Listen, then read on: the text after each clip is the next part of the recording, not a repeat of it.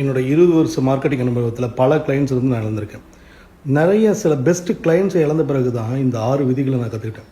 ஒரு கிளைண்ட்டை இழக்கிறதுங்கிறது பணத்தை மட்டும் இழக்கிறது கிடையாது, அது நம்பிக்கை இழக்கிறது, நேரத்தை இழக்கிறது, சில நேரங்கள் உங்களோட செல்ஃப் ரெஸ்பெக்டை கூட இழக்கிறது. அதனால தான் இந்த 6 விஷயத்தை உங்ககிட்ட சொல்ல போகிறேன். முதல் விதி, உங்ககிட்ட பட்ஜெட், தன்கிட்ட எவ்வளோ பட்ஜெட் இருக்குது, என்னோட பட்ஜெட் எவ்வளோ அப்படின்னு சொல்லாத ஒருத்தருக்கு ப்ரொப்போசல் அனுப்பவே அனுப்பாதீங்க. ஏன்னா நீங்கள் ஒரு வெண்டிங் மிஷின் கிடையாது. ரேட் சொல்லுங்கள், கோட் அனுப்புங்க அப்படின்னு கேட்குறவங்க உங்கள்கிட்ட ரேட்டும் கோட்டையும் தெரிஞ்சுக்கிறதுக்காக வரல, அவங்க வந்து விலையை கம்பேர் பண்ணுறதுக்காக வந்திருக்கிறாங்க.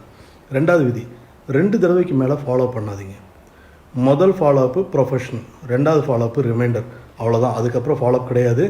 அது கெஞ்சுறது, பெக்கிங், உங்களோட மதிப்பை நீங்களே குறைக்கிறது. மூன்றாவது விதி, டீல் க்ளோஸ் ஆகணும் அப்படிங்கிறதுக்காக டிஸ்கவுண்ட் கொடுக்காதீங்க. ஏன்னா டிஸ்கவுண்ட் பார்த்து வந்த கிளைண்ட்டு வேல்யூ, குவாலிட்டியான ப்ராடக்ட் கொடுத்துருக்கீங்க அப்படிங்கிறத பார்த்து இருக்க மாட்டாங்க. இன்றைக்கி டிஸ்கவுண்ட் கேட்குறவங்க நாளைக்கு இன்னொரு காரணம் சொல்லி வேறு எங்கேயாவது போயிடுவாங்க. ஸோ நான்காவது விதி, ரிட்டன் அக்ரிமெண்ட் இல்லாமல் வேலையை ஆரம்பிக்காதீங்க. மீட்டிங்கில் பேசினது எல்லாமே வந்துட்டு இன்வாய்ஸ் அனுப்புகிற நேரத்தில் வரும்போது 2 பேர்த்துக்குமே ஞாபகத்தில் வேறு மாதிரி இருக்கும். ஒரு மெமரிங்கிறது ஒரு கான்ட்ராக்ட் கிடையாது, பேப்பர் தான் கான்ட்ராக்ட். 5வது விதி, எப்போவும் அவைலபிளாக இருக்கிற மனிதராக இருக்காதீங்க.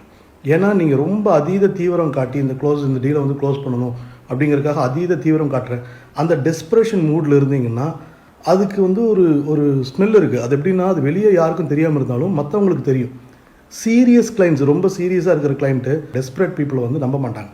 6வது மிக முக்கியமான விதி, உங்கள் ப்ரைஸை சொன்ன பிறகு அதை ஜஸ்டிஃபை பண்ண ஆரம்பிக்காதீங்க.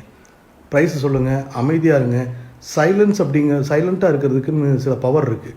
பல டீல்ஸ் வந்து விலையால் தோற்று போகிறது கிடையாது.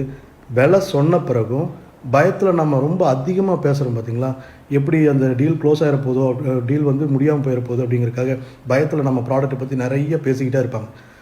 நம்ம அதிகமாக பேசுகிற அந்த வார்த்தைகளால் தான் பல டீல் க்ளோஸ் ஆகுது.